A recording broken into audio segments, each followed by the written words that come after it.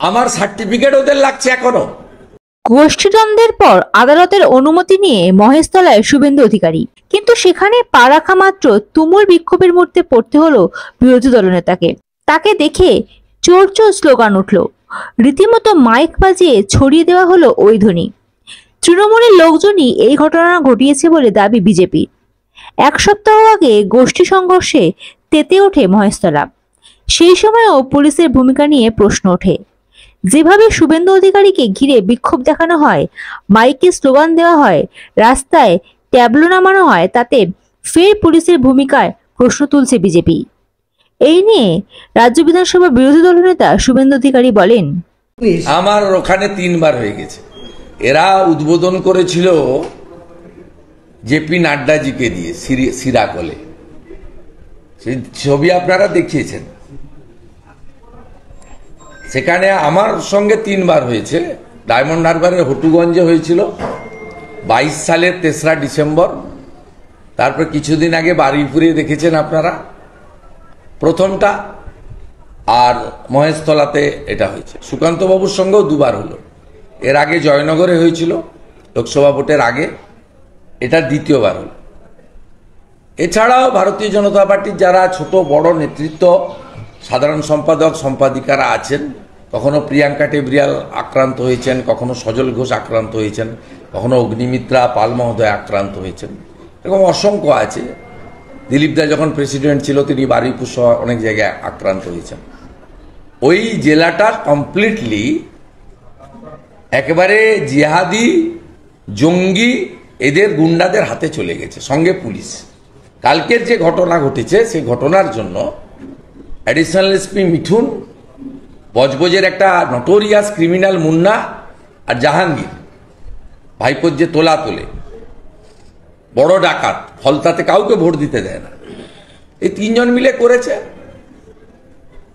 Organise করেছে। সুমিত বলে একটা ভাইপোর পিয়ে আছে, সেই মালটা চোরটা, আর ভাইপোর কনকারেন্স আছে। ডায়মন্ড হারবার মডেল সাউথ 24 পরগনাতে এই জিনিস হয়েছে। এবং সরি টু সে, জেপি নাড্ডাজিকে আক্রমণ করার পরে যদি 3 জন আইপিএস এর এগেনস্টে যে সিদ্ধান্ত ভারত সরকার নিয়েছিল, প্রবীণ ত্রিপাঠীর এগেনস্টে, রাজীব মিশ্রর এগেনস্টে, আর ভোলানাথ পান্ডের এগেনস্টে, যে অর্ডার এখনো উইথড্র হয়নি, যদি এক্সিকিউট হয়ে যেত, তাহলে এই রাহুল গোস্বামী, মিঠুন দে, এই সমস্ত এই রেজাউল কবির টবির যারা এইসব পুলিশের অফিসাররা আছেন, এদের সাহস হতো না একজন সেন্ট্রাল মিনিস্টার, একজন মেন অপোজিশন পার্টির state president, elected public representative from Balurghat twice MP, by profession he is a professor, তাকে এইভাবে অসভ্যতামি করে অতগুলো লোককে সাজিয়ে নিয়ে গেছে। আর আপনারাও বলিহারি, আপনারা বলছেন 100 দিনের কাজ করে। এই মিঠু দাস বলে মহিলা যেটা জুতো দেখাচ্ছে, তার অঙ্গ ভঙ্গি তাকে দেখে মনে হচ্ছে তার মধ্যে এতটুকু মাতৃত্ব, নারীত্ব, ভদ্রত্ব আছে। সে বলছে, আর আপনারা বলছেন 100 দিনের কাজের কার্ড দেখতে চাইলেন না। সব মুন্না বজবজে জড়ো করেছে জাহাঙ্গীরের কথায়। এ পুরো ফুল র্যাকেট। পুলিশের সঙ্গে আগের দিন থানায় বসে সিদ্ধান্ত হয়েছে, মহেশতলায় হয়েছিল।